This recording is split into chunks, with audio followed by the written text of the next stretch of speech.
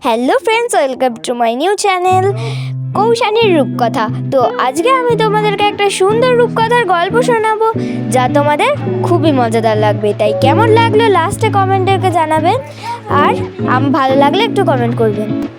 তো গল্প শুরু করা যাক। একদিন সকালে ছোট্ট টুনটুনি ঘুম থেকে উঠে দেখলো তার জানালার বাইরে সব কিছু একটু আলাদা।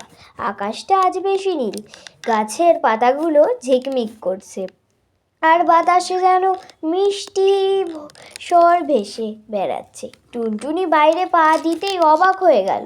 পাখিরা কথা বলছে, ফুলেরা হাসছে, আর প্রজাপতিরা রঙিন ডানা মেলে তাকে দেখে বলছে, আজ মায়াবী দিন। টুনটুনি হাঁটতে হাঁটতে পৌঁছালো জাদুর বনে। সেখানে সে একটি ছোট ছোট খরগোশকে সাহায্য করলো হারিয়ে যাওয়া তার মাকে খুঁজে পেতে। খুশিতে খরগোশটি টুনটুনিকে দিন একটি সোনালি তারা। বিকেল হতেই তারা আকাশে উড়ে গেল, আর মায়াবী দিনের জাদু ধীরে ধীরে মিলিয়ে গেল। টুনটুনি ভালোবাসা আর সাহায্যই সবচেয়ে বড় জাদু। এর থেকে আমরা শিখলাম যে